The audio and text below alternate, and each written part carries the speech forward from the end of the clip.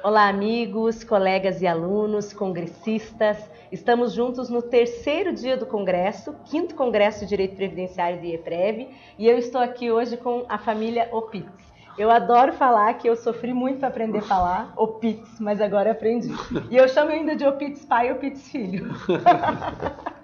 Me diz uma coisa, antes de eu começar a parte técnica, existe assim uma dificuldade com o nome? Existe uma dificuldade por dois aspectos. Primeiro, pelo nome em si. Segundo, é a história de definir quem é júnior e quem é neto. Porque quando fala neto, quando fala júnior, que sou eu, todo mundo se refere ao júnior neto. E aí fala, e o seu avô? E o seu avô? Ainda tem o avô, quem é o seu avô? Tem o seu avô. Eu imagino. Aí eu confesso que no início eu também me confundi um pouco. Então eu fiz assim, João e Neto. Pronto, acabou. Não tem mais dificuldade. Assim já passa um recado para os congressistas também. João e Neto. Pronto, não tem erro. Mas primeiro quero agradecer a presença de vocês pelo IEPREV, né? Vocês já estão há alguns anos participando conosco, desde o Congresso de Juiz de Fora, que foi onde a gente começou, depois os 2 congressos aqui em BH, vocês também já tiveram algumas participações, além de cursos, né? E outros eventos, seminário que a gente fez também em São Paulo. E eu quero primeiro agradecer, logicamente, o número de elogios é enorme, as pessoas adoram, afinal de contas, 2 médicos que, além de médicos, entendem tudo de direito, que é uma mistura muito bacana e tem tudo a ver para a gente que trabalha com direito previdenciário, né? Direito previdenciário, relações do trabalho. Então, todo esse métier que vocês trabalham, ele tem uma relação direta com o nosso assinante, uma relação com o advogado que milita na área de direito previdenciário. Sim. E eu queria que vocês falassem um pouquinho, vou dar a palavra primeiro para o João e depois para o Neto, para vocês falarem um pouquinho da oficina de ontem. Qual foi o tema, qual foi a grande tônica do debate que vocês trouxeram? Na oficina de ontem, primeiro agradecer a oportunidade de estar junto ao IEPREV aqui, principalmente discutindo um tema que é tão polêmico, que tão pouco espaço se dá, para que a gente possa debater, possa entender ideias, discutir ideias e principalmente, com tudo isso, melhorar aquela condição de sociedade que é o objetivo nosso final. Na verdade, ontem a oficina eu acho que teve uma condição muito boa de interação, porque ela versava sobre impugnação e quesitação, que é uma condição que depende muito, é basicamente aquilo que pega para o efeito das 2 ciências, da medicina e do direito, porque é impugnando o que é contrário que se entra em matéria técnica. E a velha condição que a gente sempre impôs, né? Não discute matéria eminentemente técnica. Acho que o advogado tem que entender que quem navega na praia dele é o perito, e não ele na praia do perito. E isso existe uma inversão muito grande, a meu ver, de valores, quando o advogado se lança naquilo que o perito entende profundamente, que é a área dele, que é a medicina. Quando, na verdade, aquilo que ele produz é tão somente o quê? Uma parte de uma coisa muito maior chamada processo.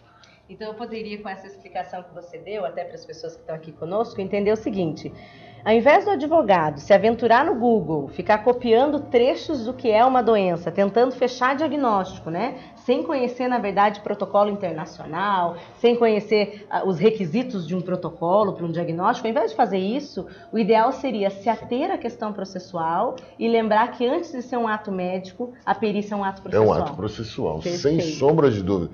E tirar essa sensação, esse medo que o advogado tem, da condição de chamar, eu já cansei de ver alunos chamando de caixa preta.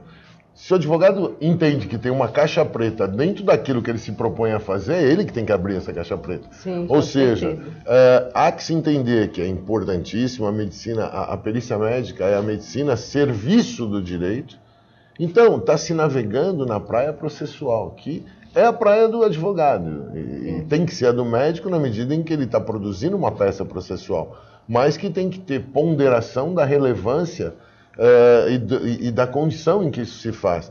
E é muito importante aquilo que a gente sempre debateu, tanto eu quanto o Neto, é que o advogado nunca coloque todas as fichas dele em cima de uma prova processual, de uma prova material, que é a perícia. Graças a Deus, não temos no nosso ordenamento jurídico nenhuma hierarquização de prova. Então a gente vê muitas vezes o advogado desvalorizar uma prova que ele produziu e ficar discutindo matéria técnica em perícia, ao invés de chamar para a condição processual e demonstrar que a materialidade já foi feita. O perito veio para esclarecer muitas vezes aquela materialidade que já foi produzida. Entendi. Bem, não são questões fáceis, né? Não. Eu já trabalhei muitos anos com incapacidade, então eu tenho essa... E antes de trabalhar com capacidade, trabalhei com erro médico. Então, mais ou menos, já tenho um entendimento do que são os laudos, como fazer a aquisitação. Mas, às vezes, para o advogado que ele está muito com o pensamento em benefício previdenciário, ele acaba usando o viés errado, né? O modo de ataque. Ou seja, assim, o seu armamento ele está errado. A munição errada. A munição errada, exatamente. E eu queria saber, Neto, eu sei que vocês estão com o voo apertado, nós estamos aqui ao vivo, direto do 3º dia do Congresso, e eu queria que você falasse um pouquinho também como que você sente a recepção dos advogados sobre isso, qual é o feedback que eles te dão, porque vocês já estão há alguns anos fazendo esse trabalho, e as pessoas adoram os cursos de vocês, são cursos que são super lotados, então o pessoal, eles sentem essa carência, né? Queria que você falasse um pouquinho. Primeiro, agradecer ao IEPREV, a Ana Paula, ao Dr. Roberto pela oportunidade e o convite de estar participando desse evento. Estava tudo maravilhoso, né? O congresso ainda está acontecendo, e então, assim, para a gente é uma satisfação muito grande poder participar desse evento que acho que com certeza é uma referência nacional dentro do direito previdenciário e dentro do direito, né? Congresso da magnitude que foi esse. E sobre essa questão como o advogado recepciona essa questão, o que a gente observa, na verdade, é assim, o advogado ele tem uma angústia muito grande sobre a questão da perícia médica, por ser uma área que foge ao conhecimento dele, né? Então tem uma dificuldade de lidar. Quando a gente está dentro do direito previdenciário, principalmente, nós estamos tratando com pessoas que não têm recursos financeiros para contratar um assistente técnico, que seria o mundo ideal. Então seria a contratação de um médico que vai funcionar como um auxiliar do advogado na produção dessa prova técnica. E no direito previdenciário, a gente está falando de pessoas que passam fome, que não, miseráveis, né, miserabilidade. Então, é difícil realmente a contratação desse assistente técnico. E aí o advogado ele tem que fazer, às vezes, de um assistente técnico, entre aspas. E aí tem essa dificuldade. Então, o nosso objetivo quando a gente faz esses cursos é mostrar para o advogado que, apesar de ser uma área que foge ao conhecimento dele, é possível, sim, ele enfrentar uma perícia médica, desde quando ele orienta o cliente no sentido de o que vai ser realizado. A gente sempre fala para o advogado que essa orientação de o cliente ele está acostumado a ir no médico para ser tratado, não para fazer uma perícia. Então ele saber o que vai ser feito, que aquele médico não vai dar uma medicação para ele, que aquele médico vai só avaliar o caso e esclarecer para o juiz o que está acontecendo, a questão da documentação, desde ele levar um documento com foto no dia da perícia. Então todas essas orientações, que é o que a gente faz nos cursos, o advogado às vezes ele não se atenta a essas questões. E a gente sabe que um pequeno detalhe às vezes muda um processo. E acho que o grande X da questão pro advogado é ele lembrar sempre, que é o que o meu pai já disse sobre a questão de ser um dos meios de prova, né, a prova pericial, ele lembrar que ele não pode depositar todas as fichas apenas na perícia médica, ele tem que produzir os outros meios de prova, prova documental, se for o caso, prova testemunhal.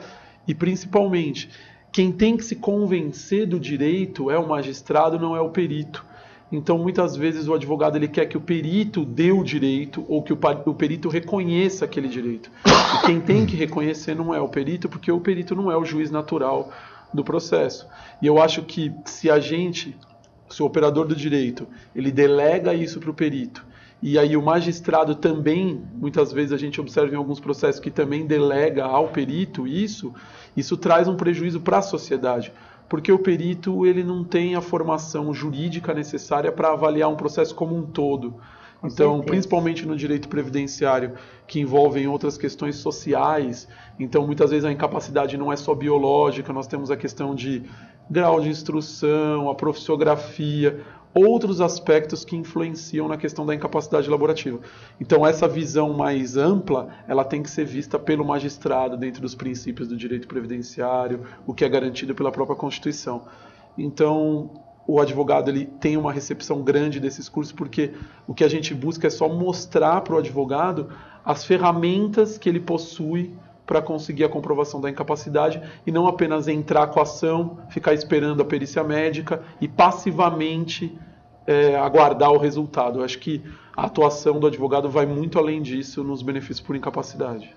Excelente. Bem, eu não vou me alongar porque eu sei que vocês estão com o voo já apertado, mas eu quero agradecer primeiramente por terem vindo, né, para o nosso 5º Congresso, pela oficina maravilhosa de ontem e muito mais por terem dedicado esse tempinho aqui para o bate-papo previdenciário. E eu desejo, claro, que vocês possam voltar outras vezes e continuar auxiliando o nosso trabalho aí de capacitação previdenciária, seja para advogados, seja até mesmo para outros médicos, né, que a gente já tem alguns projetos de fazer esses cursos, inclusive para médicos peritos. Sim. Então, isso pode ser muito bacana. Muito obrigado para vocês, em nome do IEPREV e em nome do Dr. Roberto. Obrigado. Agradecemos bastante a oportunidade e parabenizamos pela iniciativa de se trazer dentro desse evento a discussão de temas que são afetos, mas não são diretamente ligados ao direito. Excelente. Bem, muito obrigado para vocês. Pessoal, um grande abraço e daqui a pouco a gente volta com mais algumas entrevistas.